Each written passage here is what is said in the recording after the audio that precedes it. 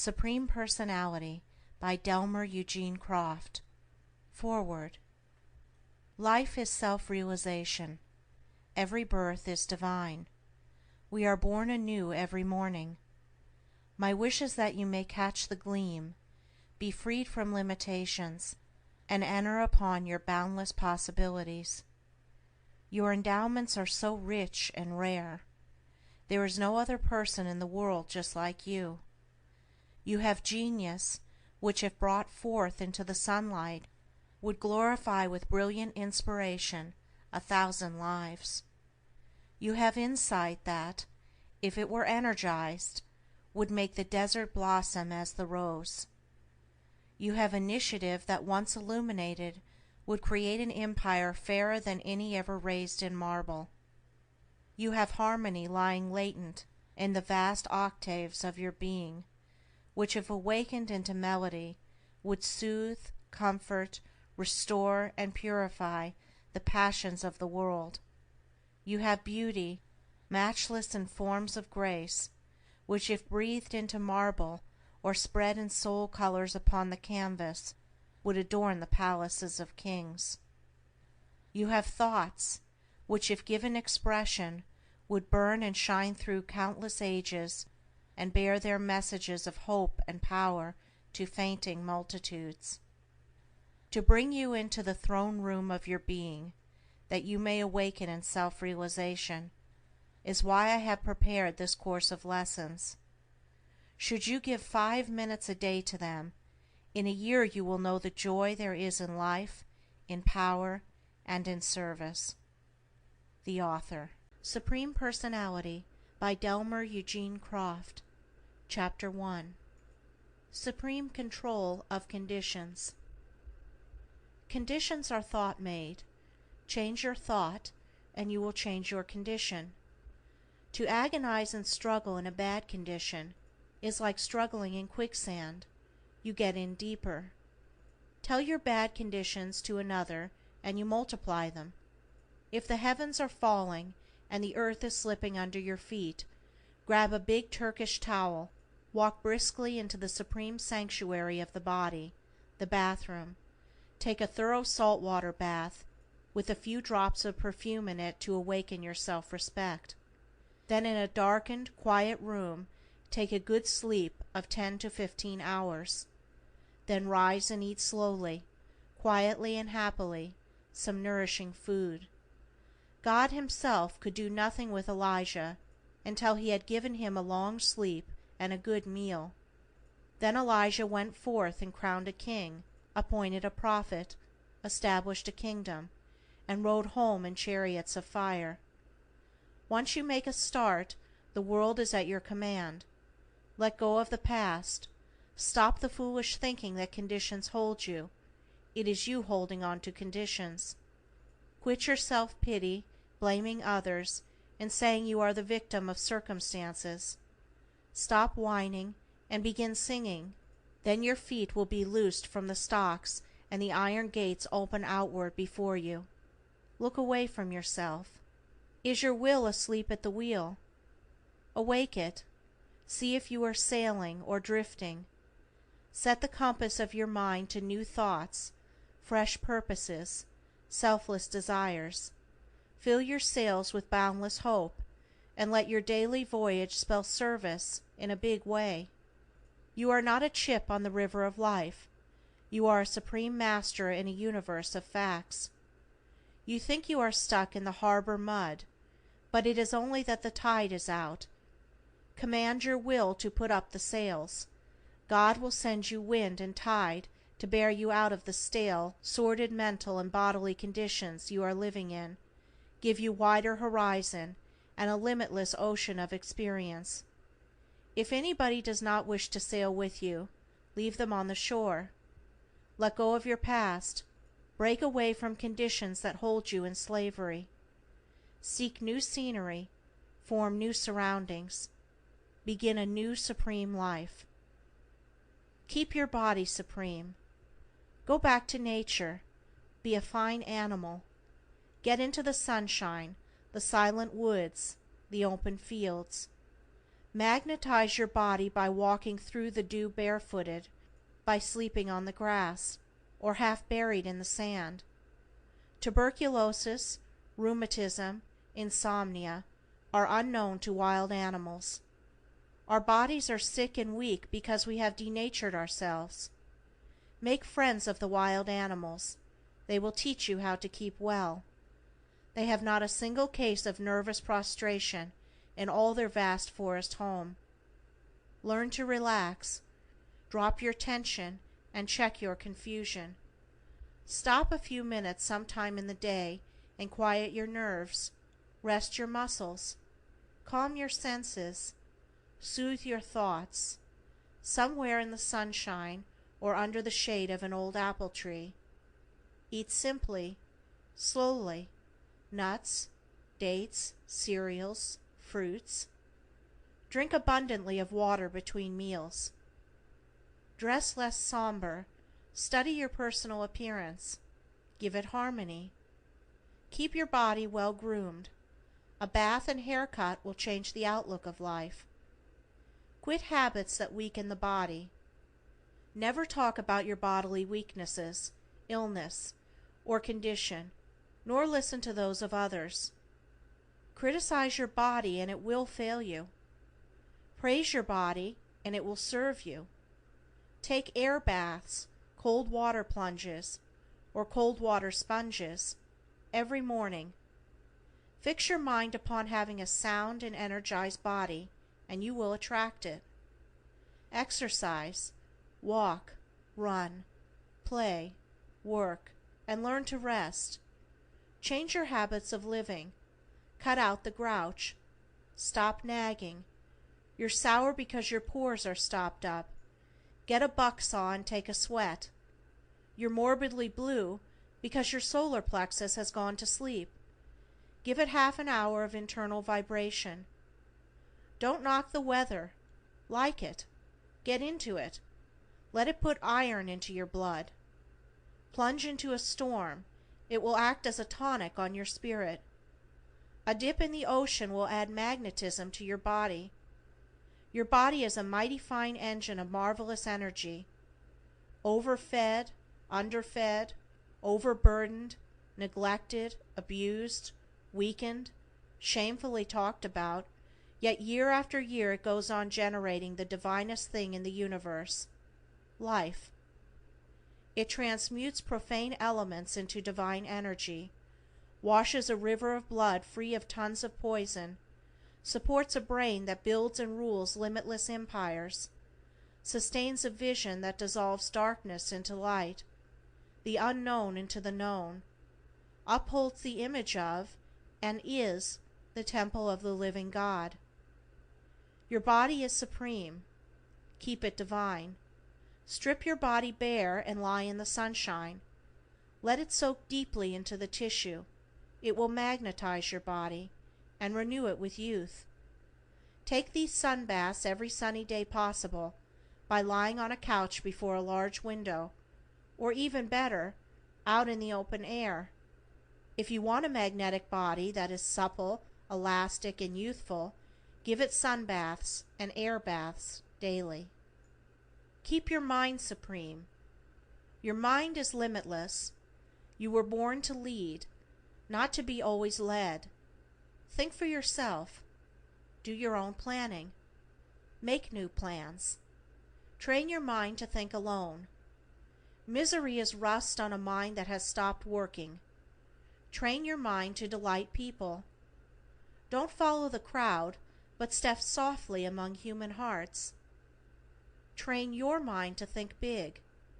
Expand your mind until it encircles the universe.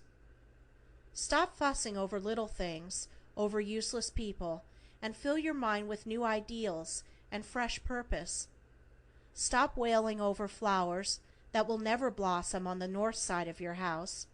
Go around to the south side and make a new garden. You have a temperament that is likely to be misunderstood. That's fine. So did Savonarola, Columbus, Galileo, Luther, Whitfield, Emerson, Lincoln, and Christ. 7 cities fought for Homer, dead, through whose streets the living Homer begged his bread. The reputation of Christ was just the opposite of his character. These stood thinking their brave thoughts on the horizon where truth asks you to stand.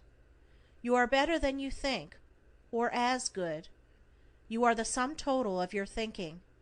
Build thought palaces, not mud huts. Create, originate, produce new ideas. Beware of dead monotony, it kills the brain. Unfetter your thoughts from notions, prejudices, and limitations. Think well of yourself.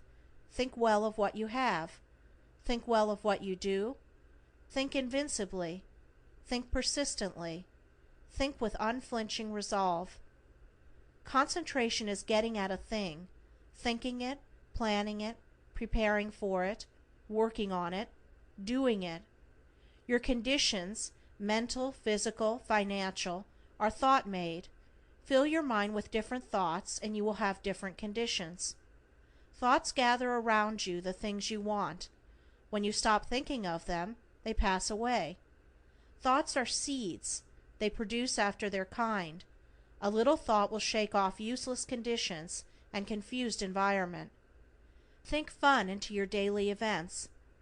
Don't be over-serious. It breeds disease germs, just as anger and hate induce cancer, tumor, and liver troubles. Start a hurricane of jollity. Break loose in a thunderstorm of mirth. It will clear the atmosphere under a roof, just as a thunderstorm clears the air over the roof. On the other hand, there is a season to weep.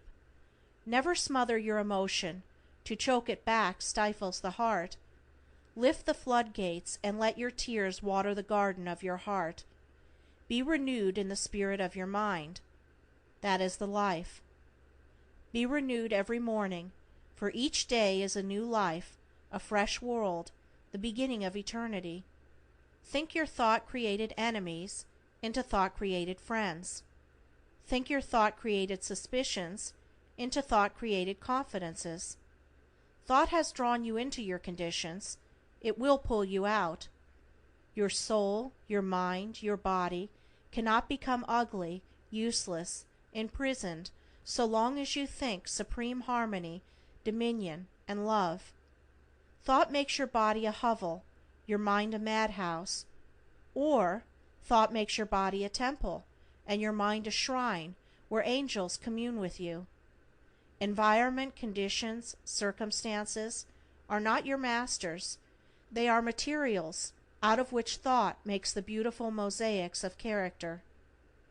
Light the candle of a new thought and diligently sweep every corner of your mind, and you shall find the rare treasure, happiness.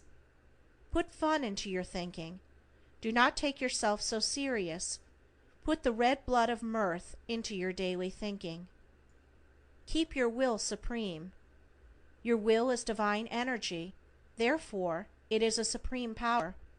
Christ said, "Be it unto thee, even as thou wilt." It is inertia that suffers. Fate, fear, and doubt are children of the imagination. The power of the will dissolves them into mist. Will power into your being. Will power into your work. Will power into your ambitions. Will power into your expressions. Will power into your words.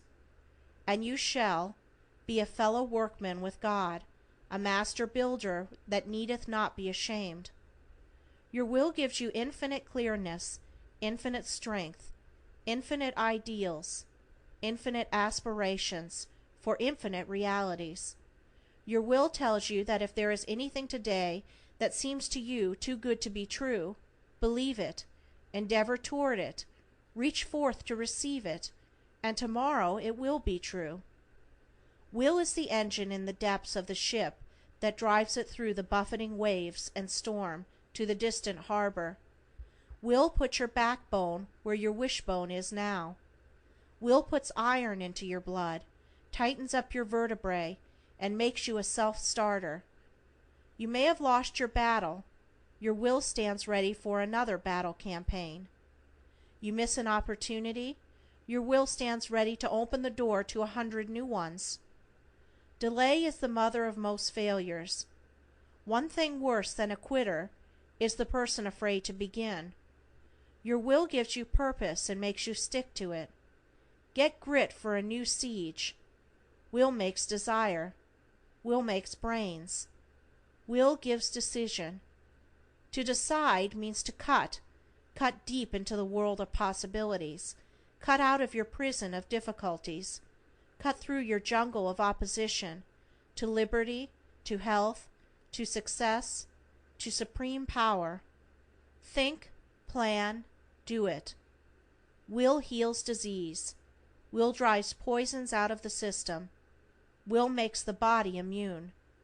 Will illuminates the brain with brilliant perception.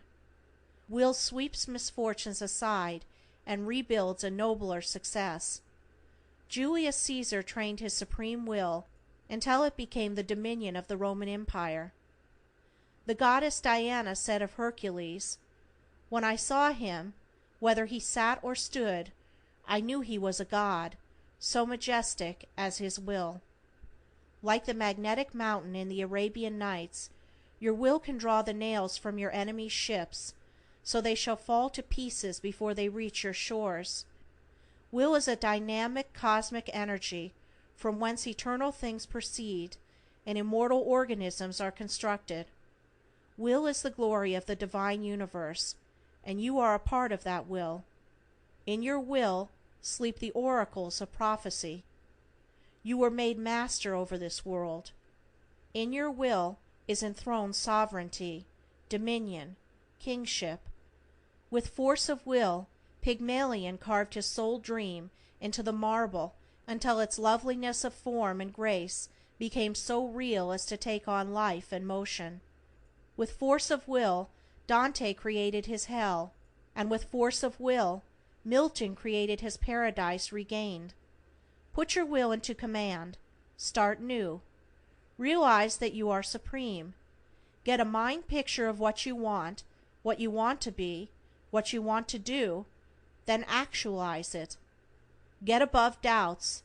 Do not wait to be well, to be happy, to be rich. All of these will be added unto you. Climb out of your prison of doubts, worries, fears. Begin where you are. Let your will create even as God creates. He that believeth shall not perish, shall not abide in darkness, shall have the light of life, shall have everlasting life. All things are possible to him that believeth. Come down out of the gallery of supine hero worshippers. Get into the arena and be the hero. Quit the drivel of matinee idle longing, and get onto the stage of life and get the bouquets for yourself. The world is waiting to ring up the curtain for your star part in life. You can work miracles. A miracle is a wonder, a marvel, a supernatural occurrence, a result obtained by suspension of natural processes. You can do that any day. The miracle is that so few do it. You know Ibsen's play, The Dollhouse, how the wife forged a note, raised the money to send her husband to regain his health. How he did regain it, returned to great prominence and wealth as a banker. Then the blackmailer threatened to reveal the crime. How the husband rushed to his wife in anger that she should have done such a thing, that it meant ruin to him in his high position. How the wife replied, "Why, I expected the miracle, that you would save me as I saved you, that you would say that you did it." If he only had, what a marvelous, what a wonderful, what a supernatural thing it would have been. Christ made whole and useful a withered hand. People say, "Oh, that I could do such a wonderful thing." Well, why don't you? See the withered hands around you. A young woman with a beautiful voice but no means to cultivate it. You have 1,000 or so in the bank. You can save that voice to a world that needs song. A young man with a fine mind, helpless to go through college. You have means to give that mind to a world in power and usefulness. The natural thing is for you not to do it. The supernatural, the miracle, is that you are divine enough to do it. A man, a woman, is forsaken, friendless, cruelly judged by the world, their goodness blasted, their spirit crushed, their hearts bleeding, their lives made useless, withered. The natural thing is to avoid such, stand aloof, be quite scornfully indifferent. The miracle would happen if you went to them, lifted them up, restored them to society. I have said, avoid useless people. I mean selfish, lazy, purposeless, aimless people. Sir Humphrey Davy worked a miracle when he took the boy Faraday out of a stable loft and gave him a chance to cultivate his genius. The Sistine Chapel is Angelo's miracle. When the band on the deck of the Titanic, under the pale light of the morning stars, played Nearer, My God, to Thee, to give hope and strength to men and women struggling to be saved, each player, as the voice of his melody was forever hushed behind the shining emerald gates, in the crystal tomb of the sea, went down, crowned with the glory of a selfless miracle. The natural thing would have been for them to have frantically fought to save themselves. What superb opportunities to work miracles have passed you! What magnificent possibilities are still right before you! The cripple is always at your gate, beautiful. Are you divine enough, wonderful enough, marvelous enough, supernatural enough to say, "Such as I have, give I unto thee"? Do it quickly. Do it, and you shall know the daily joy of hearing the Father say, "This is my Son, in whom I am well pleased." If there is any one person on this earth to whom I take off my hat and wait until they safely pass, it is a school teacher. The most obscure teacher, back in the country hills, unknown, unthought of, unpraised, but with loving patience unfolds the secrets of knowledge to little frowsy-headed boys and girls, can look into her mirror at evening and behold the face of an angel. Flowers cast their wealth upon the vacant air, and rich fathers oft cast their wealth upon the vacant air. Some people are so sensitive that if you call them honey, they will break out with hives the next morning. Do not divorce your husband because he has cold feet. Perhaps he got them since you were married. Christ stopped every funeral that came his way and sent the mourners home singing. Funeral sermons were too sad for him to preach. Every sick room he entered became a health resort. He made graveyards unpopular. Many a lonely bachelor looking back over the stretch of years recalls the charming moonlit nights when the cool summer air was perfumed with fresh old-fashioned flowers, and he looked into the loving eyes of his sweetheart, recalls how the crimson glow of youth flushed her velvet cheeks as he took her warm hand in his, recalls sadly that if he had only given that hand a square deal, played it in the game of life, he would have a full house now. Would you like to become young? Then tap new reservoirs of youthful thoughts. Irrigate your alkali desert from the fountains of youth. Become youthfully active in some new field of work. Vanderbilt added 10 million to his fortune after he was 80. Wordsworth earned the laureateship at 73. Thiers established the French Republic and became its first president at 72. Verdi wrote Falstaff at 80. Sir Walter Scott was $600,000 in debt when he was 55, but through his own efforts he paid all and made himself a lasting name. Book knowledge is not all. A wealthy, fond father, fearing his son would be contaminated by college life, had him educated at home. When he was 21, he took him to ride through the streets of the city. They passed a female seminary, just as the doors opened and a crowd of young women came out. The dear boy grabbed his father's arm and cried, "What are those?" His father replied, "They are only goslings." Later in the day the fond father said, "My son, you have obeyed me, have faithfully completed your education. Now I am ready to spend $50,000 to give you the highest ambition of your life. The boy looked up in glad wonder and said, "Oh, Dad, give me a Gosselin." Chapter 2. Supreme Control of Age. Youth is eternal. Nature never grows old.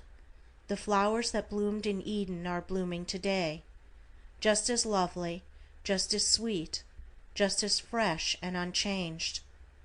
The roses your life mate brings home to you have the same fragrance as the roses Adam brought to Eve, if he thought of it. The lovely stars that glitter in the azure fields above you tonight have the same loveliness that gleamed in tremulous glory down upon the shepherds beyond Bethlehem. The radiant, life-giving rays of the sun that 10,000,000 years ago warmed Mother Earth into vernal spring life are the same life-giving rays that shall bring again the spring tide. Life never grows old, it only changes form. Your life is perpetual, then your youth may be perpetual. The human race is ever young, its units fall off. You should be younger at 60 than at 16, because you have more life. Growing old is a habit. People travel along the years up the hill of life, till they reach a certain point where they begin to think they must be growing old. Think it's time to sag, think it's time to droop, think it's time to begin the process of decay. Then begin to talk about it, to write letters about it, to feel around for it, to look for it in others. Finally the habit they inherited from the race is on, and they are old. Life is endless, but you can think it short. The power of an endless life is within you, but by thinking you can turn it to the white ashes of old age. Think youth, and you stay young. Youth is growth. Keep growing, and you keep young. A new idea will make you feel younger. Develop it, and it will develop you. Quicken your mental throb with new ideas. Begin now. Stop talking about being too old to grow. You pass by trees daily, 100, 200 years old. They are still growing. The rose bush on a wall in China is supposed to be over 1,000 years old. It bears more roses now than when it was a mere slip of a vine of only 100.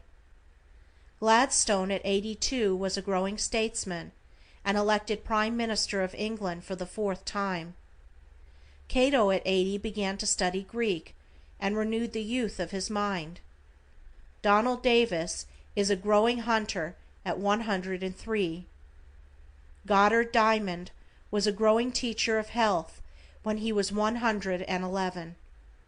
I know a bright, cheery lady who is just beginning a new study for decorating china, along with her household cares, and she is 88.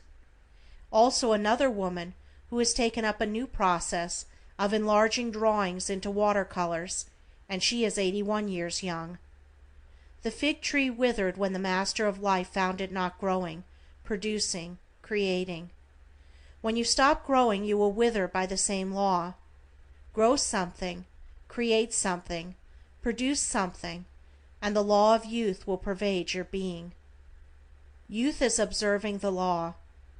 Observing the law of health, the law of mind, the law of growth, the law of harmony, the law of production, the law of expression, the law of beauty, the law of selflessness. Keep your bodily forces up. Rebuild destroyed tissue. Keep the system free of waste. Stop poisoning your body with anger, hate, jealousy, fear. Keep your mind sweet. Think cheerfully. Avoid mental turmoil and excitement. Two great enemies of youth are worry and fear. The next is selfishness. Think every morning when you rise, this new day is new life. It is fresh from the hand of God. It is mine to use. I will increase it unto the perfect day. Grow in each day, and make each day grow. Check discord. Quit useless discussion, for it weakens and withers. Stop quarreling. Check complainings. Root criticism out of your life. You are bigger than these things. Get into harmony. You are the world upon worlds, universe unto universe. Study your words to make them have beauty, your walk to have grace, your personality to make it magnetic, your smile to give courage and comfort, your presence to have it healing, helping, inspiring. If there be any virtue in whatsoever things are lovely, think on those things. Youth is loving work. Like what you do. Do what makes you and others happy. Enter your daily work with joy. Adjust it until you do like it. Learn to love work for the happiness it brings. Put joy into your work in the morning, and you will find it multiplied into happiness at night. Work is a law of youth. Inaction is decay. Inertia is death. Men and women do not usually lose their positions, they drive their positions away from them. The law of work will not stand personal abuse, any more than the law of beauty will endure brutality. Form an ideal of your work, make a mental picture of it, simplify it, orderly it, beautify it, then glorify it. Start the process in the slightest degree and you will get a result. Put a new shock absorber on your disposition. Bring your fine sensibilities to your work. Be big morally, be deep mentally, and work with confident expectation. Put rules and system into your daily task. Exercise your self-control, your self-possession, self-mastery. March up to your task with efficiency, backed by a dominant will. Realize your supreme personality in your work. Put the absolute I am into your purpose of toil. Put dominating decision, I have decided, into your efforts. Put invincible determination, I will, into your complex problem. Put irresistible confidence, I shall achieve, into your ardent desires. You will then love work. When you come to love work, you will not exhaust yourself in it. You will not tire your brain and body with its friction, because you will not work with selfish purposes, but work to enrich the world. Love is the fulfilling of the law. Youth is supreme cheerfulness. To be funless is to be lifeless. Good cheer is the tonic of youth. If you are so sad you cannot laugh at something, then laugh at nothing. Laugh in the world, you know it. An ounce of smiles will give you more real life than 7 tons of solemncholy. Cheerfulness and prosperity go hand in hand. Bathe in mirth. Frolic in some sunshine daily, even if you live in Pittsburgh and have to make your own sunshine. Make fun. Don't always buy it. You can cure disease and kill the devil with laughter. Cultivate an infectious laugh. Mirth makes work easy. Read humor and learn to tell it. Practice telling a good funny story. Be a quick wit. There is a bright side to everything in this world, even to a dark lantern. The end of the film is sure to be jolly. Good cheer attracts good luck. Cheer up. If you haven't a smile, get one of somebody and wear it as your own. Let thine heart cheer thee. Give it outlet. Go to sleep with a smile on your face, and you will awaken with a joy in your heart. Let your humor be rich humor. Laughter is the cipher key to a man. It is one of the most delightful sounds of earth. Most utterly lost is the day you laugh not. Mirth clears the mirrors of the mind. A person who does not laugh is not healthy. A merry heart doeth good, like a medicine. To forget your sorrow, begin to cultivate joy. Keep away from sad people, or you will be sad. Stop rehearsing your grief, you only enlarge it. If you suffer grief, find someone in trouble and cheer them, encourage them, help them, and you will deliver yourself. You will comfort yourself when you comfort another. You cannot lose a loved one. Though absent from the earth plane, they are nearer than ever. Life and love never change. Death is an unreality thought made. Our friends take on new embodiment that is glorified in life and spirit.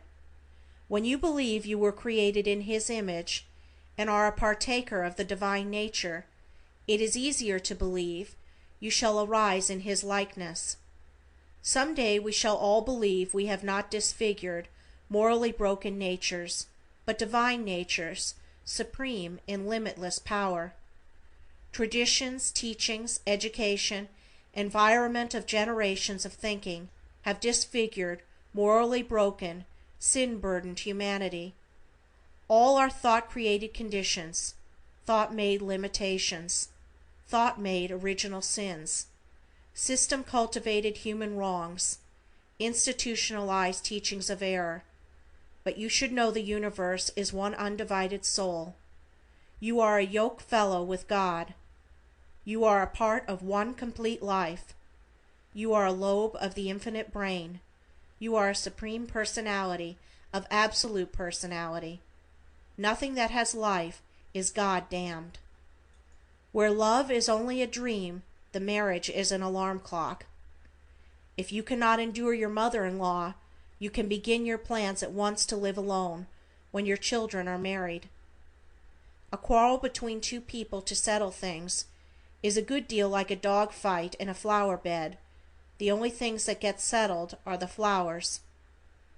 Nearly always, when you hear the lusty wail of a boy with energy plus filling the air, you can look in at the window and find a woman's hand at the seat of his trouble. You can overwork your notion of neatness. A woman in Vermont crippled her usefulness for life by mopping a hole through her kitchen floor and falling into the cellar. Chapter 3. A Supreme Daily Life Method. A Central Plan. Do your mental work in the morning, your manual work in the afternoon.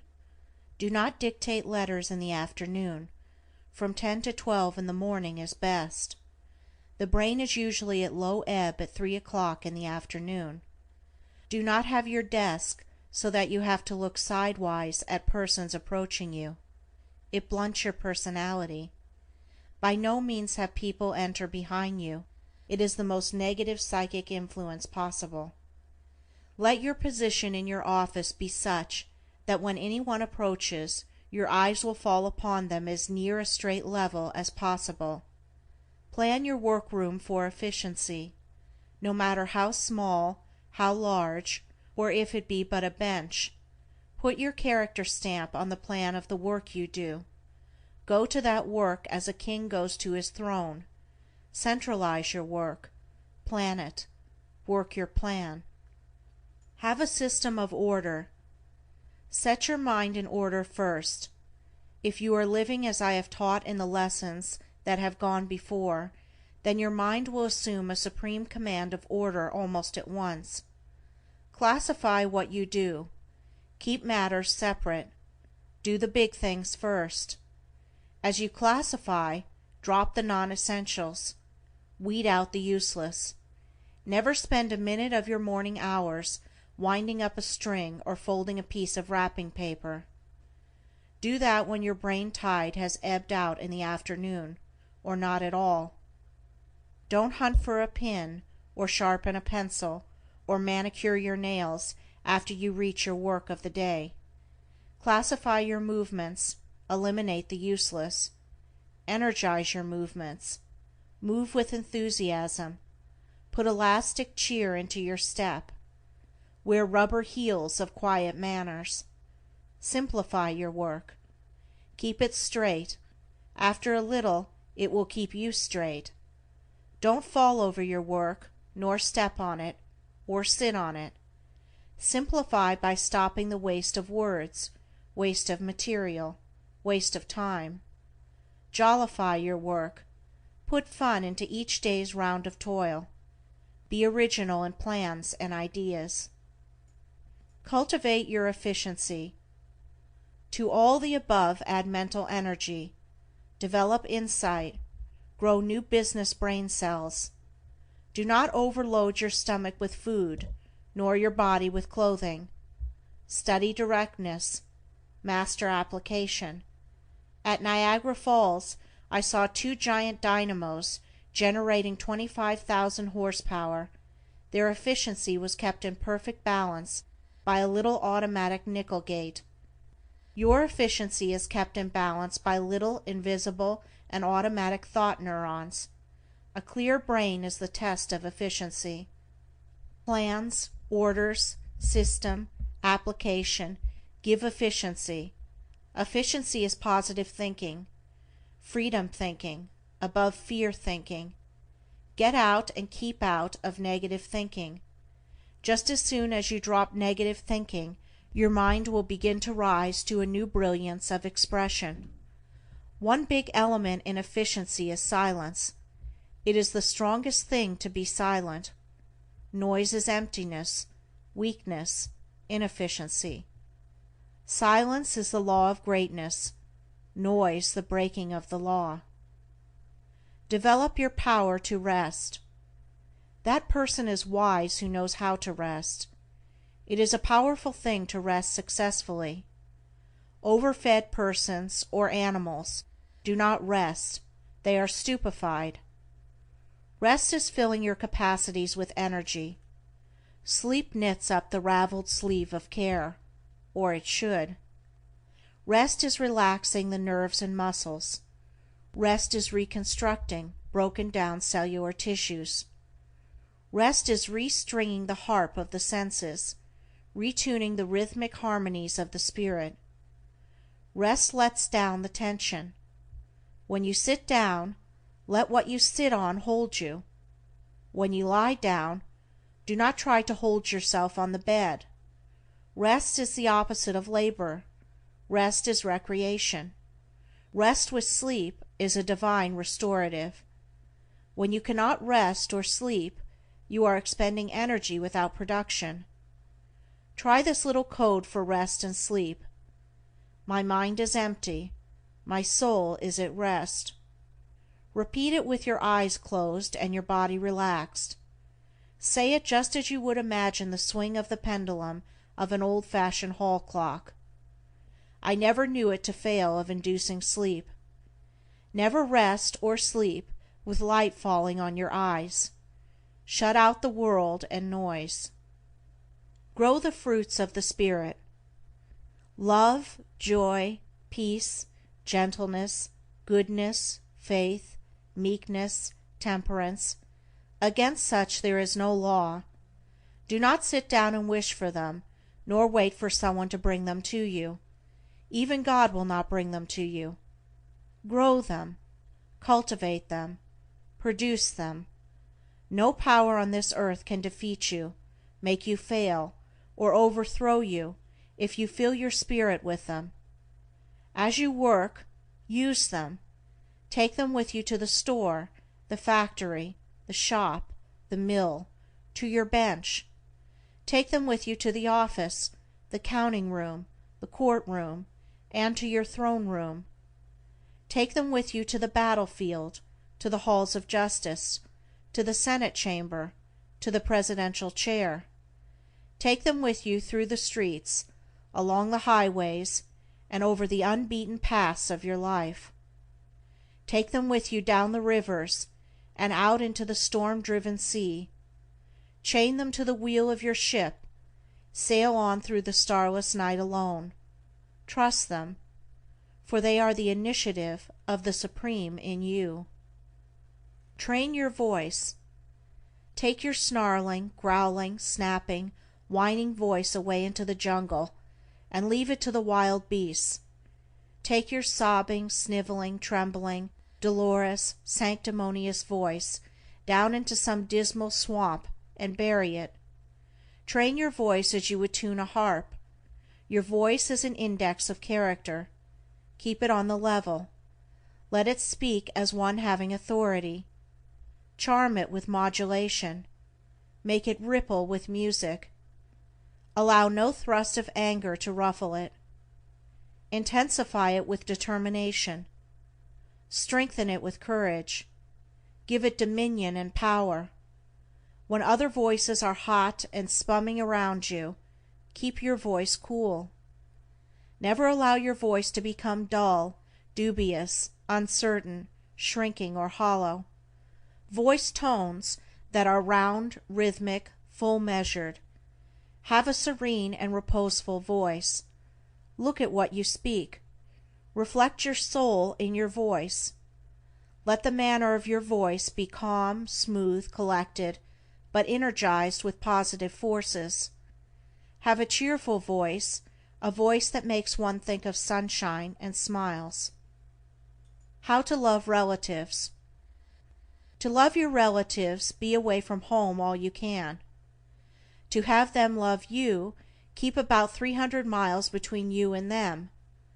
Thousands of homes and lives are wrecked by two families of the same family trying to live under the same roof. Noah would have floundered with the ark 10 days after the flood started if he had not taken more than 2 out of any one family with him. Cain would have never killed Abel if Adam hadn't made the fool blunder of trying to keep his 2 sons everlastingly with him. Of course, there was some excuse in the fact that in those days New York and Paris were not brilliantly attractive cities. If there is any one thing outside a church row that tickles the devil into a frenzy of laughter, it is when a young married couple go home to live with the family. There is about as much real-life joy and harmony in it as there would be in a jungle picnic of monkeys and parrots. There is just one place where large families can dwell together peacefully: the graveyard. It is contrary to natural law that families of grown-ups should live together. When a cub bear is old enough, big enough to hunt for food, and comes back after he once goes out, his mother gives him a mauling that makes him feel he would rather starve than come back again. Does she love him? Of course she loves him, to the limit of her instinct, loves him to the point of pride that she wants him to be a brave, daring, self-reliant master of the forest. When the whelps of a lion get to be more than playful kittens, the mother leads them into the jungle, slips away, leaving them to hunt. The young lions may return to the old home, but their father and mother have moved away to a distant den. To evolve their natures, to become supreme denizens of the forest, they must rely upon their own prowess. Take the eagle. When the mother eagle by instinct knows the wings of her babies have become strong enough to support their bodies, she pushes them out of the eyrie. They fly, or will be dashed to death on the rocks. They always fly. But you say human beings are not bears, lions, or eagles. Well, humans could well afford to attend the nature college of the wild animals of the woods, to learn the ethics of health, happiness, and the development of the individual. Treat your relatives royally, then let them alone. Keep out of their affairs. Try to keep them out of your affairs. Be kind, generous, sympathetic, but keep out of the danger zone. Insist upon living by yourself, living your own life, thinking your own thoughts, playing your part in life's drama. Parents wish they could hold their children. The way to hold them is to let go of them. If you love them, you will let go. Love is unselfish. God sent His only Son on the loneliest journey ever taken, and He came back crowned with glory. God can live with lots of people, you and I can't. Abraham amounted to something. God said to him, "Get thee out," and he went out, not knowing whither. He stayed until he became the head of a people as numberless and brilliant as the stars of the heaven. But Isaac hung around home, lived on his father's greatness, and the only real thing he did that was worth while was to redig some wells his father had dug before him. The first time he saw his sweetheart Rebecca, whom another man had to go and get for him, he lifted up his voice and cried like a boob. He had become soft on the mutton and grape juice of his father. Tender little doves flit around the home cote, but the eagle sweeps from sun to sun. Anyhow, in these modern days children are very largely bringing up their parents. To kill a quarrel, Shut your mouth. There is a world of sense in the saying, "Sell your hammer and buy a horn." There is one place we can bear a boil and smile, on the other fellow's neck. Many people possess more than 1,000 acres of possibilities, and have about half an acre under cultivation. The best way to exterminate mosquitoes would be to start a plan to cultivate them as a money-making commodity. Stop nagging, twitting, insinuating, suspecting those whose love you wish to hold. You assassinate love when you ridicule it. Temper is the yeast of personality. No man or woman ever rises in the world without it. A razor, knife, axe, or writer, actor, minister, without it, isn't worth a damn in any market. Never lose your temper. Lose all things, but keep your temper. When I see people who are great stickers as to form or attitude in prayer, they remind me of my old neighbor, Saxby, who fell into Bill Smith's well. He said, "The prayingest prayer I ever said was in that well standing on my head." Do you know the meanest thing about the worst boy on your street? I will tell you. It is the fact that you do not like him, and he knows it. God never made a mean boy. Parents have made some, towns have made some, and cities have made a host. Chapter 4. The Supreme Law of Success. Selling Power.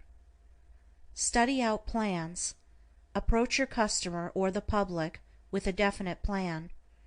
Here is one of simple power.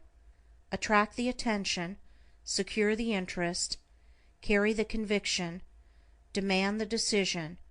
Then in any line of business you will have your order book full.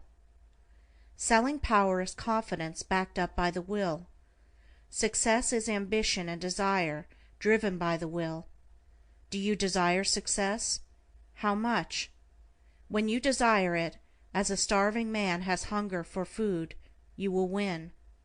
Want to attain your ambition? How much? When your ambition becomes a thirst, a burning, consuming thirst, such as the lost traveler has in the blistering sands of the desert, then you will achieve. What you want is not opportunity. The world is flooded with golden opportunities. What you want is not a fair chance. Chances gleam in your future sky fairer than the endless myriads of stars that encrust with glittering splendor the evening heavens. What you do want is concentration, confidence, self-reliance, desire, ambition, personal power. Power of attraction. Make your purpose brilliant. Keep it clear. Seek to energize it with positives. Do not lumber up your plan. Centralize it. Modify it. Create it as a necessity. Form it into the indispensable. Then embody yourself into it. See that nothing about you defeats or neutralizes attraction. Have a burning interest in your proposition. Look for fulfillment. Anticipate success. Make the world feel that you know you are right. Stop asking folks if they think you will succeed. Of course they do not, because they have not. Hold your mind relaxed in silence. Make your desire active. Set your wishes in motion. Confidence attracts confidence. Positives attract positives. Bring out your latent forces. They only need arousing. Think and act. Your mental attitude. Have faith in yourself.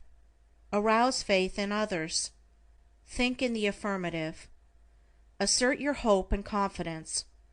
Root out every doubt. Help someone out of their slough of doubt and despondency. Believe in the world, in life, in growth, in possibilities.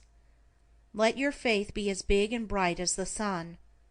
Cast not away your confidence, which hath great recompense of reward. Dwell in confidence.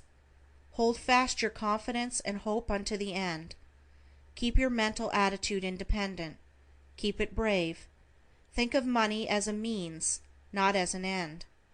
Seek wealth for the power of service it gives. Have a generous mental attitude. Help others succeed.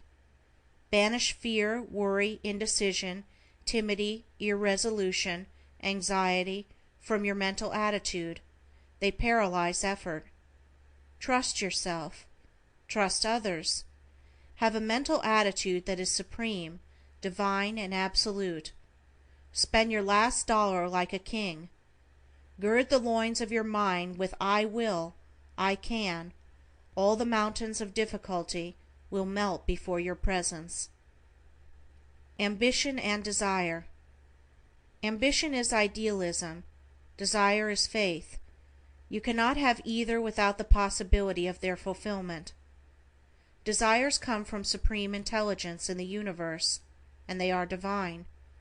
Therefore, they are real, possible of positive realization. Keep them sacred. Let them become the ideals of your life. Make them glow with the fires of your energies. They spell success and victory. They will crown your life if you will breathe your life into them. Let your ambition make you irrepressible. Avoid reactionary influences. Keep away from dull, stupid, inactive people. Creative force and harmony. Be original. Think original thoughts. Put them into form. Invent and produce. Create ideas. Feel complete in yourself. Do not stand and wonder at what others have done.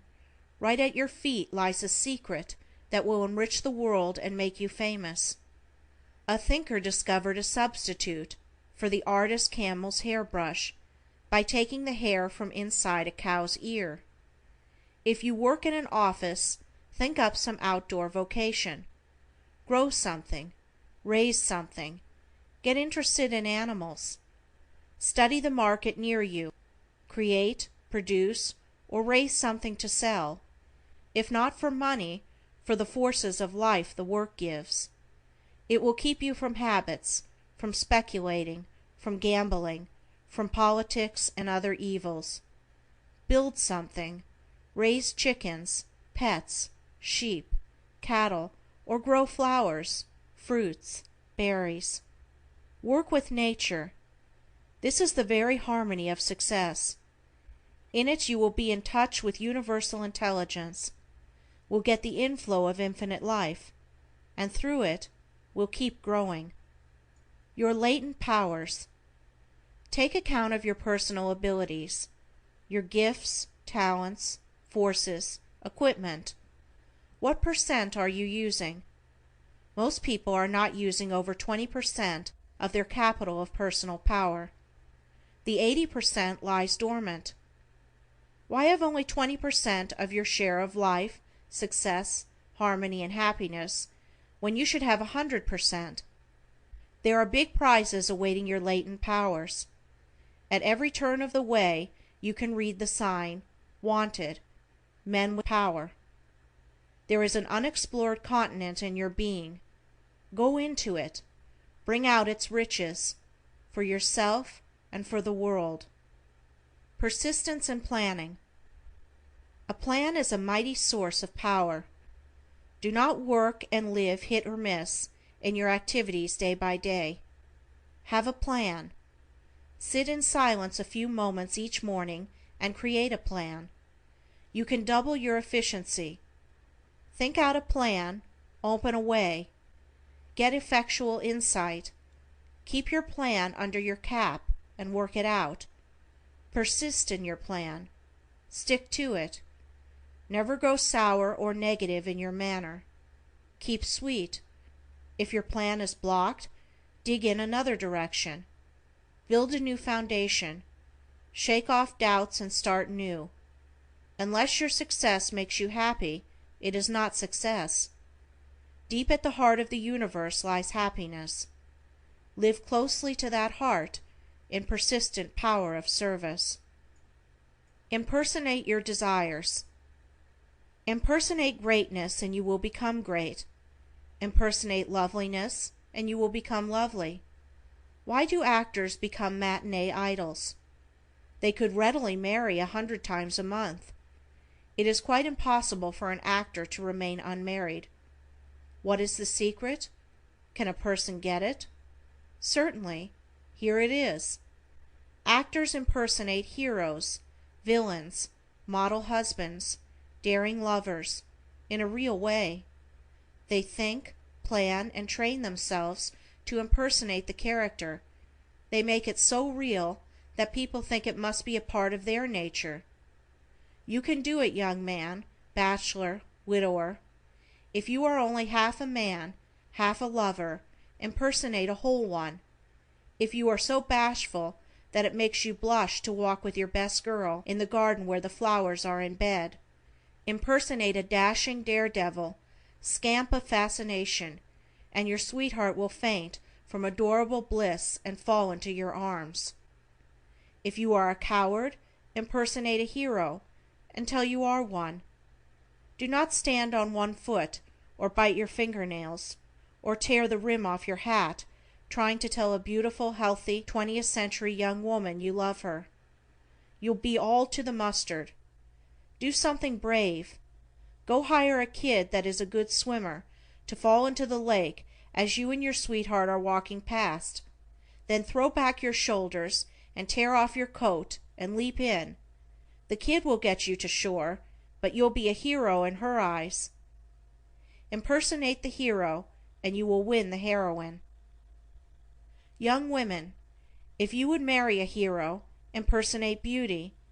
Maiden lady of quite impossible age, if you would marry the best man in the world, impersonate youth and beauty.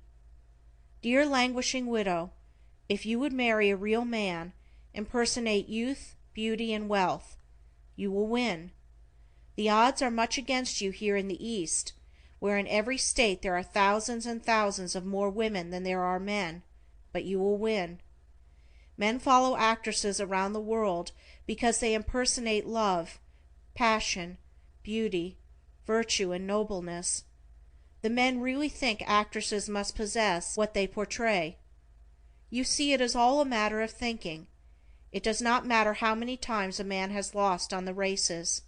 If he is a good sport, he will bet on the next horse that looks good to him. Women need to impersonate looking good, better, best. Not on occasions only, but all the time. Men like women who are good pals. So ladies, impersonate sympathy, kindness, patience, good fellowship, enthusiasm, in the things that interest men. If you belong to the citrus family, impersonate the peach. If you belong to the nettle family, impersonate the violet. You may be so homely that your face pains you, but think of the impersonations of beauty you can buy at the drugstore. Impersonate silence. A young lady in Philadelphia lost her voice, and she had 19 proposals that year. Impersonate form.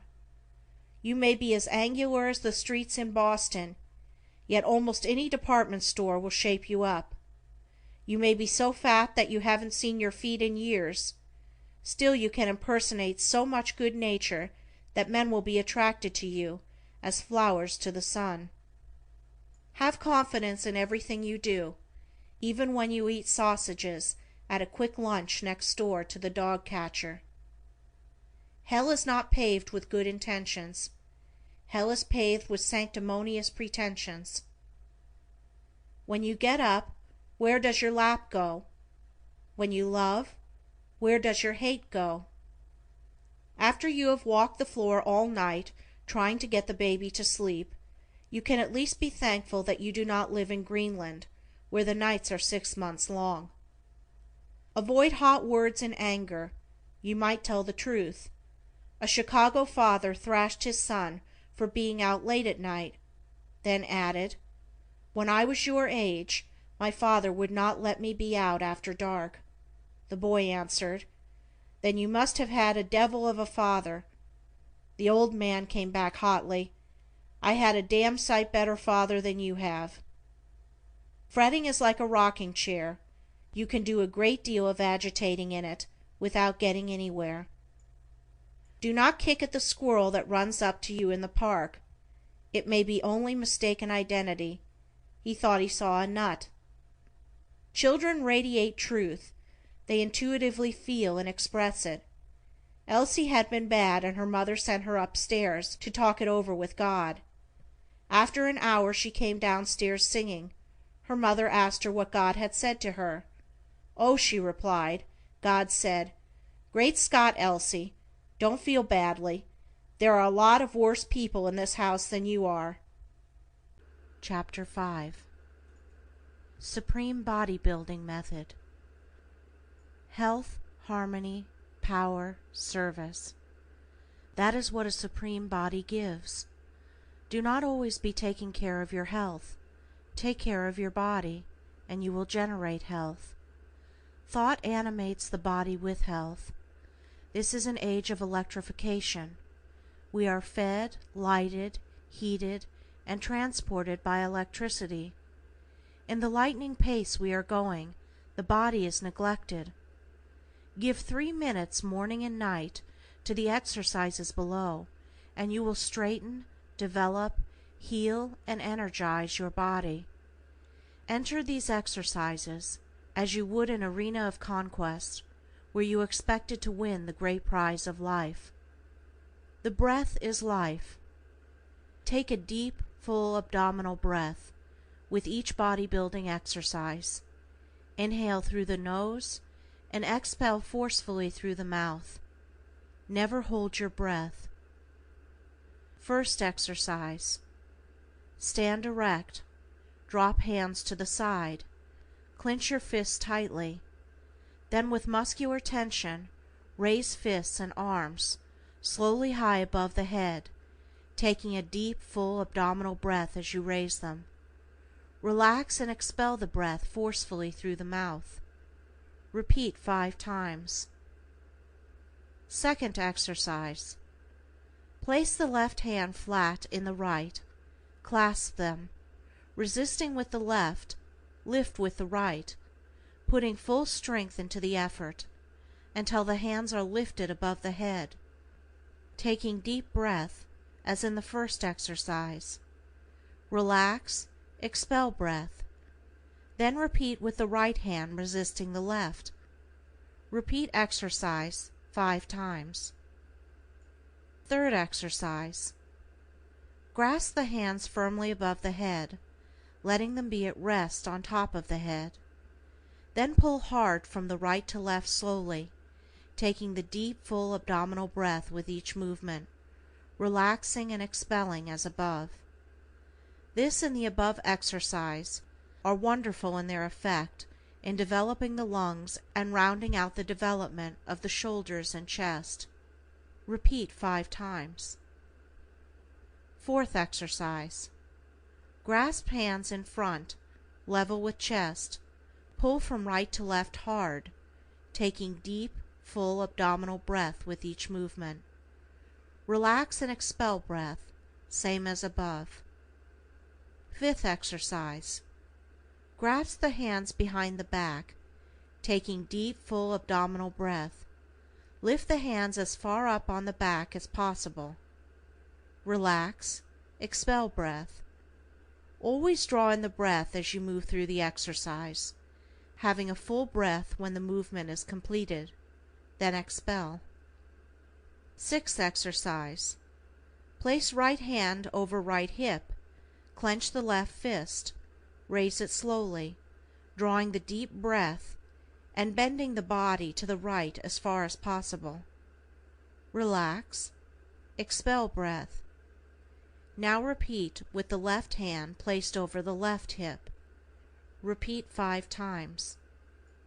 Seventh exercise. Grasp hands in front of breast, pulling hard. Swing the body as far right and left as possible without moving the feet.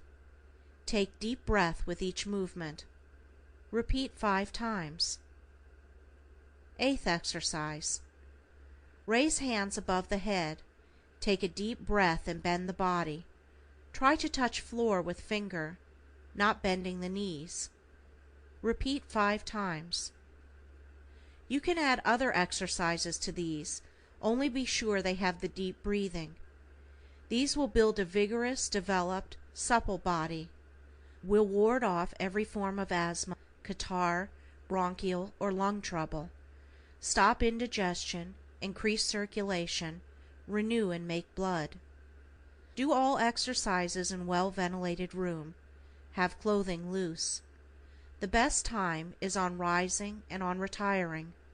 If they make you ache at first, it is sure evidence of their doing you good. You will soon be too strong to have aches and pains. Do not exhaust yourself in the exercises. Just take them till the body glows and the muscles are well exercised. Faithfully persist in these exercises and breathings. Marrying a goose does not assure one of a bed of swan's down. Never ask a man who gave him his black eye. Nobody gave it to him. He probably had to fight hard for it. When discussing the modern dress, keep in mind that a bare statement is not necessarily the naked truth. There is a difference between notoriety and merit. $1,000 worth of roses will barely fill a room with perfume, but with $1 worth of fried onions you can scent up a whole town. The American people lose 3 million years every 12 months by being sick. The doctor's fees amount to $1,220,000,000. Wonder what the Master of Life meant when he said, "I come that they might have life, and that they might have it more abundantly." Chapter 6. Supreme Internal Vibrations. Good digestion rules the world. Digestion is a matter of vibration. Indigestion is on the increase, because people are more and more sedentary in their habits. Walking is life's finest exercise, but people walk less now than ever. The human body's greatest vibrator is the diaphragm. Arouse it, and you will arouse action in your digestive tract, your liver, and kidneys. Continue vibration from 1 minute to as long as you please. If these vibrations are continued a few minutes each day, no cancer or tumor would develop, and the 1,000 different stomach ills would disappear. The diaphragm is a great muscle area stretched out for the stomach, intestines, and vital organs to exercise on, and to give them freedom. Vibrations for the intestines. Begin slowly. Take a deep breath. Then vibrate your abdomen in and out by using the inner muscles of the diaphragm. Vibrate slowly, then more rapidly. Force the vibrations downward upon the intestines. You may feel a little pain at first, which shows the weakness of the intestinal muscles. That passes away. The diaphragm is the great digestive engine of the body. Work it all you can. Vibrations for stomach and solar plexus. Raise the vibrations upward, just as before you force them downward. Repeat the series with full breath several times. Also give the vibrations a little twist of the body, so as to get the circular movement over the stomach. Vibrate the solar plexus with short, sharp vibrations far up into the chest. This will cover the muscles of the lungs and of the heart. This is a very essential work, as it gives new strength to those muscles of the heart and lungs to ward off acute attacks of any kind. Vibration for torpid liver. Direct the vibration to the right side. Do them strongly, so as to arouse the liver thoroughly. This is a very important exercise, as it bears directly on rheumatism. It increases the acids, starts secretions flowing. Rheumatism calls for dry climates, non-acid diet. Avoid sweets and starch. Take salt water baths. Drink Lithia water. Walk all you can. Change your work. Be sure to drink a cup of hot water each morning on rising. Put a little salt in, to help cleanse the stomach of septic acids. Drink 2 cups. all the better. Constipation. The best vibration and advice is that above for this trouble. Be regular about going to the toilet each morning. Eat vegetable diet, rye bread or graham. Eat little meat. Chew your food to a liquid mastication. Keep up the intestinal vibrations. In 20 days your constipation will be a trouble of the past.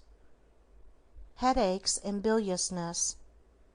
These are the results of auto-intoxication, the worry, hurry, eating fast, eating too much, overexerting, anxiety. All of these poison the process of digestion and assimilation. Take a dose of Epsom salts, castor oil, or cascara sagrada, then regulate your diet. Rest in bed for a day. This done at once will save many a siege of sickness. Obesity. Keep up the internal vibrations all over the body. Keep up the exercises of Lesson 7th. Reducing is a moral resolve to eat less. If you are a coward you cannot reduce. If your appetite, that is unreal, unnatural, and dangerous, makes you its slave, so that you eat 5,000 units of food when 3,000 is a great sufficiency, then you lack moral will force to reduce. Drink the hot water as above, or put it into a little lemon juice. When you feel hunger come on, drink a cup of the lemon hot water, just a few drops of the lemon juice. Get so you can go without your noon lunch, except 1/2 slice of bread and a cup of hot water, 1/4 milk. Keep up walking. Keep up the body building exercises. Rub and massage the face and neck. Do not eat fat, pastry, confection, or starchy foods. Eat slowly. Fletcherize each mouthful. It will reduce you, give you a new taste of flavors not known to the glutton. Abhor being fat, unshapely, and be unhappy over it, but never tell others how you feel. Keep your deficiencies to yourself, master them, be free of them. Then living will become a joy, your body a daily delight, and you shall possess a supreme personality. Have a new body. There is no condition, physical or mental, that cannot be changed. Even deformities and deficiencies can be improved. Set your mind on what you want to be, then work for it. Set a mark at what you wish to weigh, and then bravely, happily, with joyous courage, seek to attain it. You will. Command your body. Keep moving toward your ideal. Health is a result of harmony. By the force of will acting in obedience to the mind is the body made perfect. You are no fool if you know how to sin charmingly.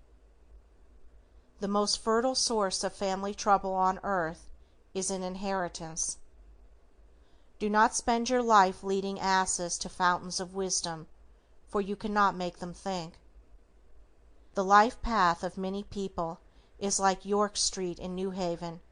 It begins with a hospital, is populated with doctors, and ends at the cemetery. All nature is triune: earth, water, atmosphere. Her agents are heat, light, electricity, ether, magnetism, aura. Her kingdoms are mineral, vegetable, animal. Her animal life is aquatic, terrestrial, aerial. Her formations are angular, circular, spiral. Man, her highest creation, is physical, mental, spiritual. If you cannot realize your ideal, idealize your real. Sleep is one of nature's sanctuaries. An alarm clock has no more right to disturb it than a foghorn has to blow off in a prayer meeting. Be glad when you meet a crank. He may give you a suggestion that will make you a self-starter. Very few men are smart enough to fill 5 reels with genuine daredevil acts of villainy, and get away with it, by coming out an angel at the end of the film. Heart failure is largely acute indigestion from selfishness. Sunstroke is quite likely brought on by anger and anxiety, head up by relatives. Apoplexy is hate breaking up housekeeping. Paresis is free love embellished with champagne. Appendicitis is a 6-cylinder appetite hitched to a half-horsepower ambition. Nervous prostration is a self-love movie trying to cover the earth in a single reel. Pneumonia is vanity, overheated in seal skin. Chapter 7. Supreme Mental Healing. The Supreme Mind. The previous lessons give you the key to supreme mental healing. Your mind is limitless. Begin where you may, conditions do not count. No matter how weak, how isolated, how deep in the mire of trouble, you can rise, you can be free, you can be renewed. You may have a whole library of all sorts of books and treatises on healing. You may have a library of biology and pathology, but you can never read yourself well. What you need is what I have sought to give you: positive working plans. It takes some work to build a hut, more to build a comfortable home, still more to build a palace of luxury. How much mind and will work are you willing to devote to build your body into a temple of the living God? Mental confusion. Make an easy plan for each day. Relax your mind tension. Let down your body tension. Eat less. Drink water. Walk in the open air. Change your thought to new plans, new work. Let go of the past. Have nothing to do with the future. Sweep aside the odds and ends that litter your mind. Let go by denying them any place in your mind. Talk with strong people. Leave weak, useless people alone. Take a salt bath by going into the ocean, or in your own tub, using a full pint of common salt. Do not tell your troubles to another. Help another in trouble to get out, and you will get out yourself. Make new plans. Worry and fear. Ask yourself this question: how many things have I worried about and feared ever happened to me? You will see how few, and only those you attracted. Worry is lost energy. It is like a rocking chair, keeps going but never gets anywhere. It is like a mill owner starting all the machinery of his mill, then going away, leaving it running to injury and destruction. It is a miserable habit. It makes you and others near you unhappy.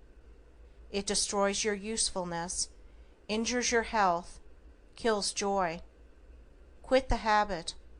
How? By forming new plans of thought, work, expression, activity, and living, only one day at a time. Stop resisting, struggling, let go of selfish purpose, and start loving. Make a change. Start new. Grow something. Make something. Laugh when you think you are going to cry. Depressive moods. Dress in light colors: pink, lavender, green, red. Get away from browns, blacks, and dead colors. Try blue if you are nervous. Eat very lightly. Walk till tired. Take the salt water bath. Not hot, but cool. Stop self-pity. Change your surroundings, even if all you can do is to turn your bed around. Seek new people. Make new plans daily. Nervous troubles. Build your body with my lesson 5th. Take plenty of nourishment. Sleep in the middle of the day. Simplify your daily living. Keep away from sick and unhappy people. Stop talking about your own trials. Let go. Drop fretting over trifles. Check selfish desires. Go afield with the sheep and cattle. Do not let your housework make you a slave. Plan some new outlet. Do something different. Banish anger. Forget self. Help some lame dog across the street. Borrow a poor child and go out to the zoo. Lift up someone who is down. Do strong things. Avoid excitement. Keep out of the crowd. Check strife and antagonism. Get the happy habit. Think one thing at a time. Let that be a pleasant thing. Insomnia. Retire loving the world, letting go of self. Drink a cup of hot water, quarter milk, with a bit of salt. Relax mind and body. Say the word sleep, just with the rhythmic swing of a clock pendulum slowly. You will sleep. Be rid of habits. Quit making excuses for the habit. Stop lying about its being hereditary. Resolve and you are free. Keep away from the cause of your habit. Shame yourself when you commit it. Praise yourself when you master it once. Destroy the desire of your habit by putting a good desire in its place. Stop buying tobacco or drink and buy flowers, music, or a farm. Rouse your will. Severely call yourself to account when you slip. Stop talking about how you suffer or how hard it is. Talk about the victory. When you are tempted, sit in silence 10 minutes and say, I am supreme. You will win over any habit that you may have. Change your position. Change your work. Change your associations. Drinking and smoking are the major habits that enslave men. The moment you become disgusted with a habit, it loses power over you. When you get moral courage enough to hate it, it will flee from you. You may conquer it in 5 days, or it may be 5 weeks. Just set aside a vacation of that time and fight a battle for supreme manhood. Have confidence in yourself. Arouse your will to splendid self-mastery. Have a motive for being rid of your habit. Have enthusiasm. Be determined not to travel through life loaded with a kit of bad-smelling smoking tools. Smoking does not stimulate, nor aid digestion. It does not clear the brain, nor soothe the nerves. It is quite the opposite. The same is true of the liquor habit. A habit is a deficiency. It is a vicious enemy that mars and defeats Supreme Personality. We become like the things we think. Retire from business every night. Start in business anew every morning. It isn't the mountain ahead that wears you out. It is the grain of sand in your shoe. All life is divine, limitless in sensation, supreme in expressions. Get life, get well, get strong, get wisdom, get expression, get in love, and men seeing your good works will glorify your Father which is in heaven. Chapter 8. Supreme Power of Magnetism. Our magnetic monochrome. You can prepare your own magnetic monochrome by careful study of the colors which most influence you. These will vary with the physical temperament of different people. The primary healing colors are crimson, scarlet, dark blue, dark green, lively yellow, violet, and purple. The primary inspirational colors are light blue, pale green, rose, pink, lavender, lively red. From these you can form your monochrome of almost endless results. It is wise and best to select and use just those colors which will give you the greatest intensity of vibration. Once you have found your responsive and sympathetic colors, those grouped together form your magnetic monochrome. Magnetism is the highest form of physicalized power in the universe. It knows no resistance. It passes through all substances and pervades all space. It is the most vital power in the universe. Our modern life presents a magnetic paradox. It affords the greatest development of magnetism and is the greatest destroyer of it. It is generated by the brain, flows to the right through the body in the form of a figure 8.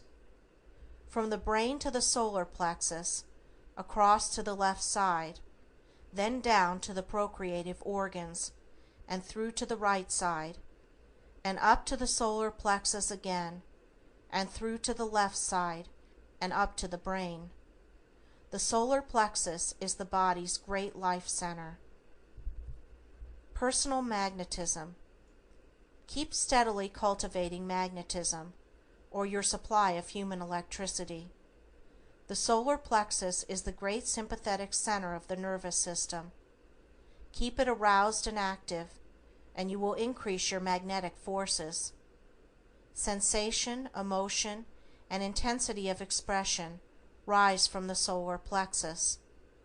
Magnetism is generated by brain forces, focalized by thoughts. The nerves are the medium of transfusion. Colors increase the vibrations. The moist palm of the hand forms an electrode when applied to any affected part. The brain, by thought, starts the magnetic currents of healing force through the arm into the part treated. Let your eyes rest on the color of the monochrome used. The current will then be complete. By practice, you can greatly intensify the healing thoughts and so increase the flow of magnetism.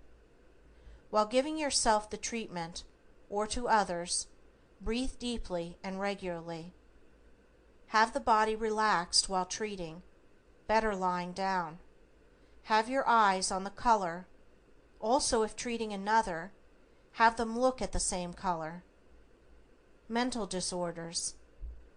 In all mental disorders, like hysteria, grief, distress, fear, melancholy, select that color from your monochrome that most soothes your particular temperament. It may be light green, or yellow, or pink, or one of the blues. You will soon be able to quickly tell which gives the greater relief. Use only one color at a time. You will find that, after a little, you can summon to your mind the color you desire without even using the actual color in the monochrome. In case of injuries. In case of injuries, swellings, inflammation, local pain, apply both hands where possible. Have the palm of the hands always moist. To start the process of thinking that will arouse the magnetic currents, think of the affected part as well. Think of the pain as leaving. Now, in treating the heart for palpitation, think of it as quiet, as strong. Praise the heart for its wonderful endurance and power through the past years. Think of the strong, abounding heart of an ox or moose, and think that strength into your heart, that your heart is like it in power. You will see a decided improvement.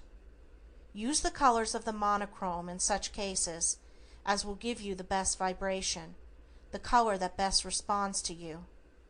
Try the red, violet, blue. Most heart troubles are not troubles at all, but troubles of digestion.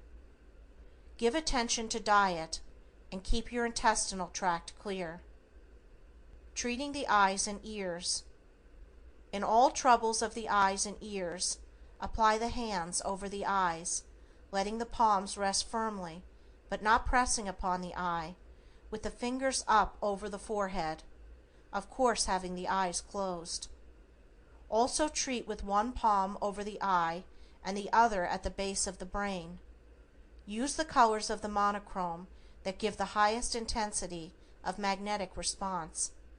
The purple, violet, blues, and green. In treating the ears, do the same. Place the palm on each side of the neck. Also treat the throat with both palms, and with single treatment of one palm. It is not necessary that both hands be used at once, but it increases the force to do so. Treating the solar plexus. Treat the solar plexus daily by resting both hands lightly but firmly over the pit of the stomach. Use the colors crimson, dark blue, violet, and purple. Untwist your solar plexus by cheerful thinking.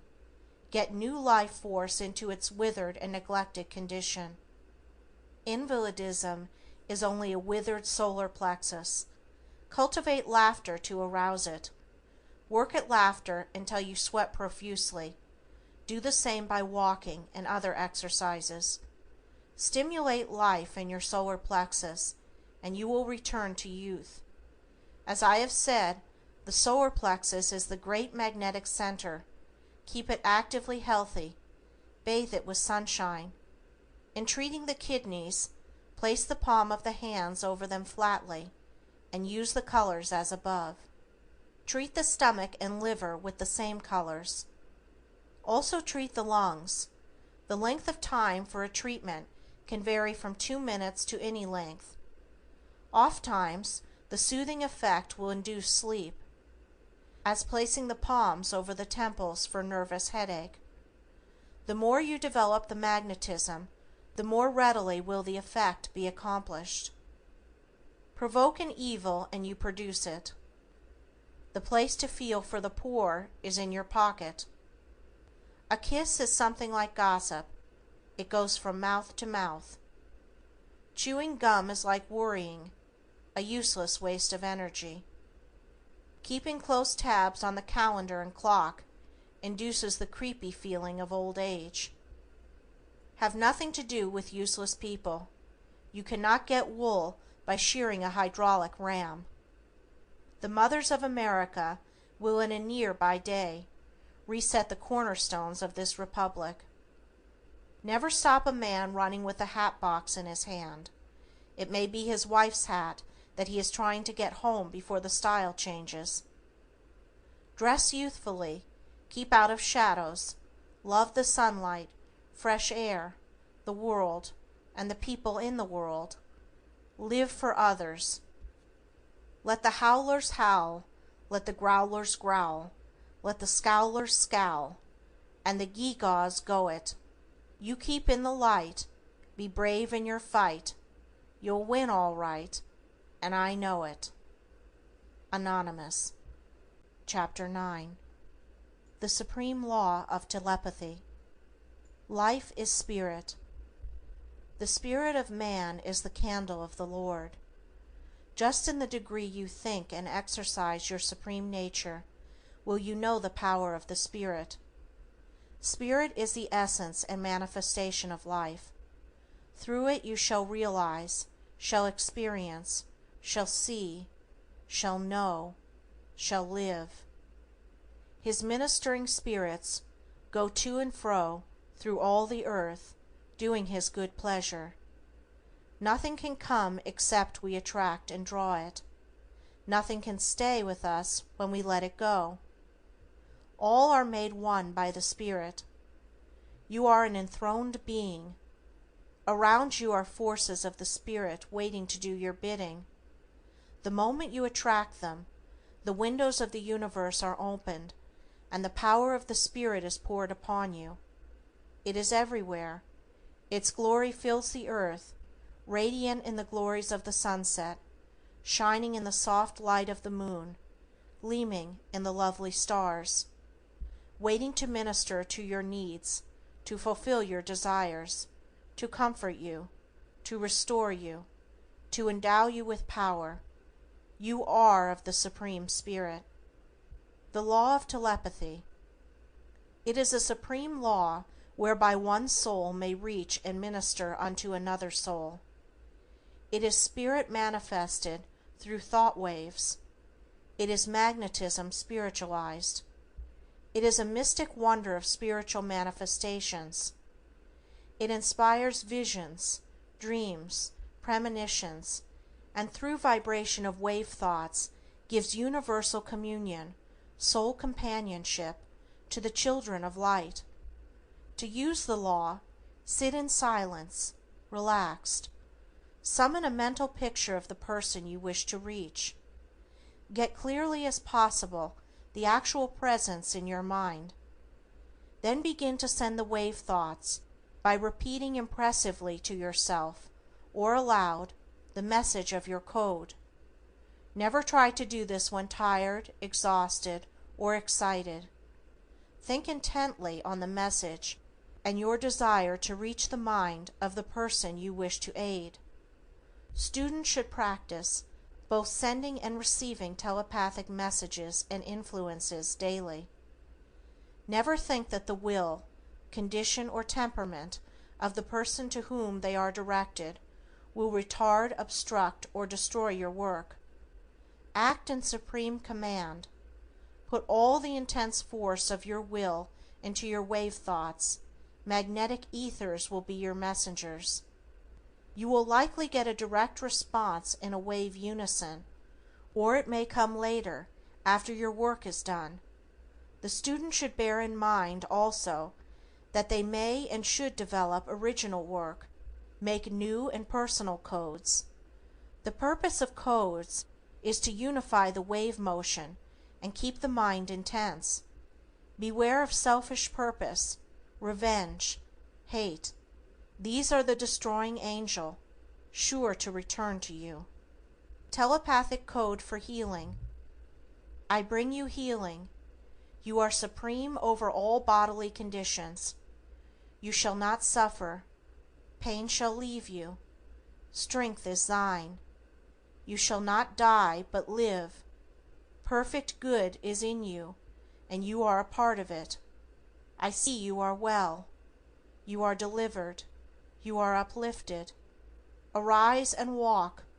Go forth to thy desire. Every organ and function of your body is full of health. I see you as a part of the Supreme Life whole, active, happy, strong. Telepathic code for guidance. No evil shall befall thee. You are safe. Fear shall not assail you. You are greater than all dangers. You shall have light with you. Wisdom shall be a lamp to thy feet. Courage shall illumine you. Faith and hope shall be close to you. You shall not be deceived. You shall prevail. That which you seek shall be revealed unto you. Your heart's desire shall be granted. You shall not err. You shall reach your aims and shall achieve your purpose. Telepathic code for success. All power is yours. You are supreme. Wealth, possessions, friends, position, and happiness are for you. Ways shall open before you. Opportunity will be revealed to you. Bright possibilities shall be made manifest to you.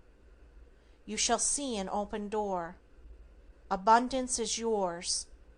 Power to supply your needs will be given to you. Doubt shall clear away, leaving you free. The eyes of your mind shall be filled with light. You shall be guided to plenty. Telepathic code for friends. All ways are open between us. I am calling to you. My soul and mind are open to you. No wrong shall endure between us. The springs of kindness shall be open to us. I am listening to your spirit. We shall be led into truth, love, and happiness. Our love is perfect. We shall not err. You hear the voice of my wish for you. You know my mind. All promises in truth are perfect. All is light. There is no darkness between us. There is no distance or obstacle between us. Your mind answers to my mind, your heart to my heart. your soul to my soul. When tempted, I am near to withhold you. When disheartened, I will inspire you. Day and night are the same, you shall not falter. Our vision shall be made real. Our desires, heart longings, soul hunger shall be satisfied. Our future hope shall be actualized. Our destinies realized in the pavilions of silence. Your life and my life are the radiant units of the life perfect. Build the world with thought waves. The dire curse of this world is idleness. Some are working too hard, while a vast multitude idly look on. Don't be a looker, be a doer. Don't be a knocker, be a booster. Idleness is a sin. The wages of sin is death. That is why people who stop working soon die off. If a man will not work, neither shall he eat. He can't eat long. He loses his appetite, spoils his digestion, gets heart failure. When you retire from business, from work, from active aggressive occupation, you want to buy your lot in the graveyard at once. If I were rich, do you say? Stuff and nonsense. If you were rich, you would be unbearably meaner than you are now, 100 times more stupidly useless. What you need is punch. You have lost your grip, grit, and punch. And no matter if you are 90 years old, you can get them all back. How? Listen. Build the world with thought waves. Begin with your world. What is it? The kitchen or the schoolroom, the ditch or the mayor's chair, the field or a superintendent of a railroad, a brickyard or a bank, a bench or a pulpit, a loom or grand opera, a pick or a pen. Take a look at your world. What is it? Now plan it. Then breathe life into your plan. You cannot help others until you help yourself. You cannot save others and not be worth saving yourself. You are supreme, and this is your ultimate hour. You are under the law of liberty. Go to your own, free of all outward restraints, forms, commands, and laws. You are an absolute unit of God power in the universe. You shall be judged only by this law of liberty, the best in you and the highest good of others. Use this personal code as you work. Personal code. I am power. I am life. I am energy. I am fearless. I am strong. I am free. I am success. I am well. Faith is clear, bright, shining within me. I shall be guided. I shall be given wisdom. I shall triumph. That personal code, given 10 minutes a day, will double your power of efficiency in 6 months. Stick to it. Each day drive it harder. Bring out your abilities, insight, courage, daring, and boost yourself. Energy is something you generate, just as the dynamo generates electricity. Start your mental and physical dynamo. Freight thought waves with your desires and send them out. They will come back richly laden for you. Load your smiles, heart throbs, good wishes onto thought waves and send them out to serve others, cheer others, give hope to others, to help others across the hard places. They will come back bearing to you, some 30-fold, some 60-fold, and some 100-fold. Happiness comes through loving service. The student should have faith in the work entered upon. It is founded upon law and fact. Someday the law will be made fully clear and operative in all departments of life. The wireless telegraph is a step in the demonstration. Recently, a young woman in Elizabeth, New Jersey, was awakened by thought waves after all medical applications had failed to arouse her from a 6 days' sleep. An acquaintance of the author's was warned by thought waves from his mother to avoid danger. He was so deeply impressed that he delayed a day his western trip, and so missed the train that went down at Ashtabula.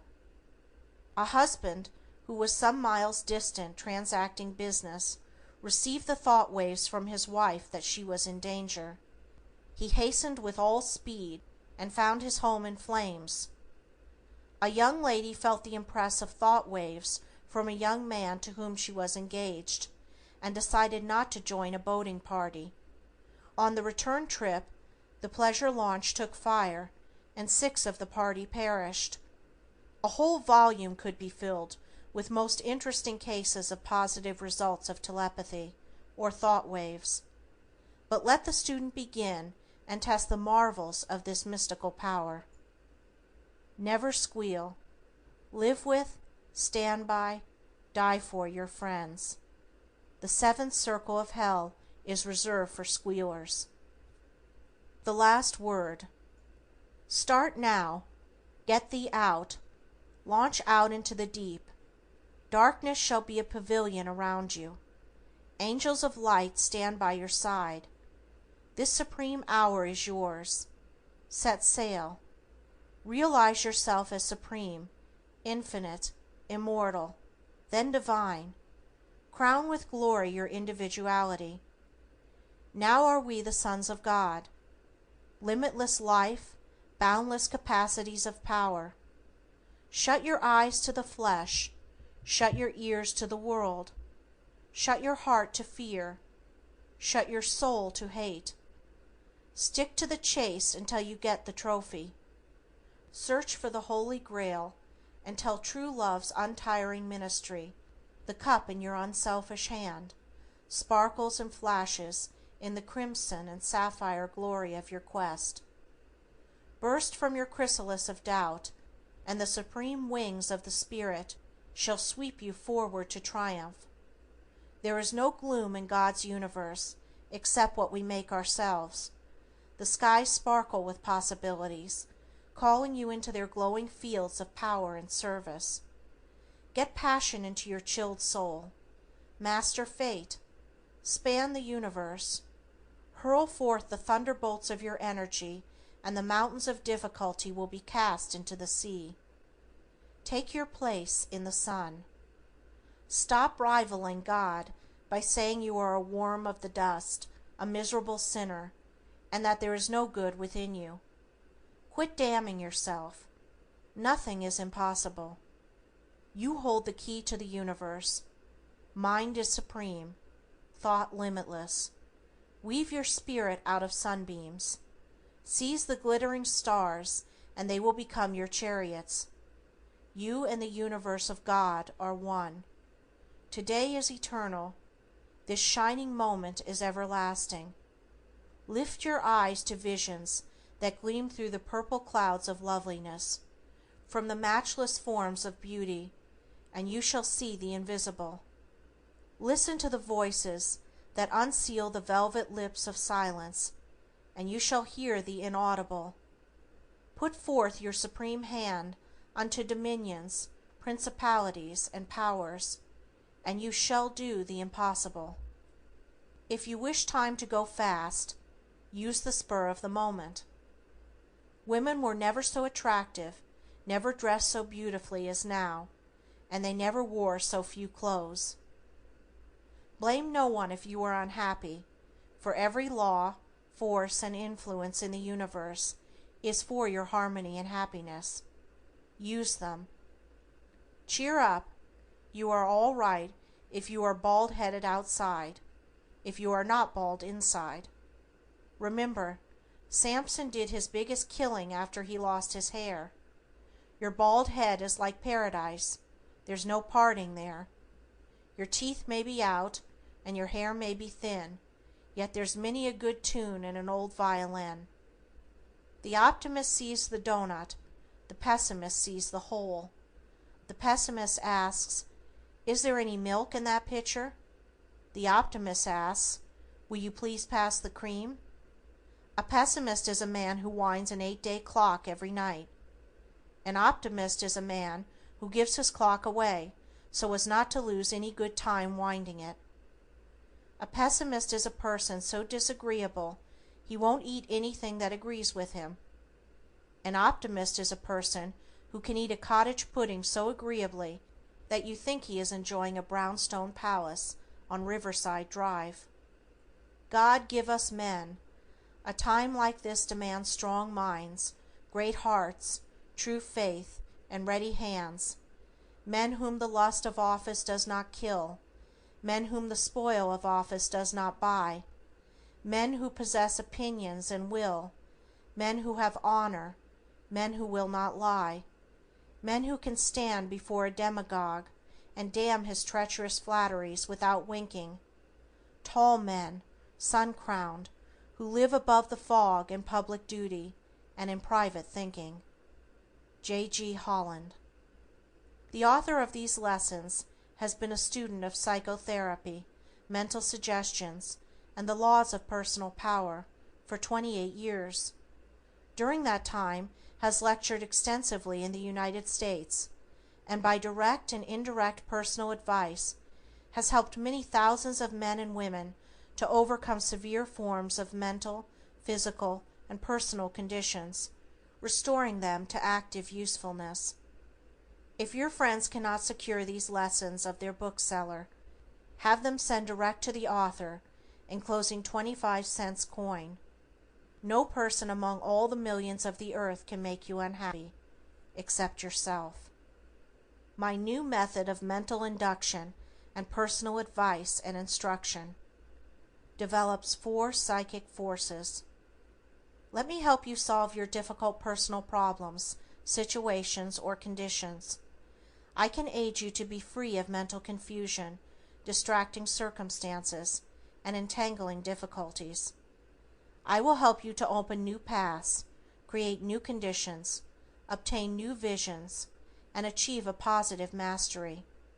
A world of new realities, rich opportunities, brilliant possibilities awaits your gifts, talents, and abilities. You may and should have success, happiness, harmony, and love. You possess sources of dynamic energy, intuition, and inductive power. Your age does not matter. You can start anew. State your case clearly and briefly. I will also answer for you 5 questions upon personal matters concerning which you may desire specific information, advice, or guidance. Your confidence is kept inviolate. Through my new method of mental induction, I work for you and with you daily for the full realization of your desires. My terms are $2 in advance, your money back, if I fail to help you. Write your name and address clearly. Address: Dr. Croft, New Haven, Connecticut. No power on this earth can keep you down, if you will to rise. Smile while you can, young man, for someday you may marry your employer's daughter and become a millionaire. Then you can't smile. The devil laughed over time when he inspired the alarm clock. There was once a man who found a fat white grub eating his cucumber vines. He did not swear over it, but took it out to sea and caught a shad with it that supplied food for himself and family of 9 children for a whole day. That is initiative.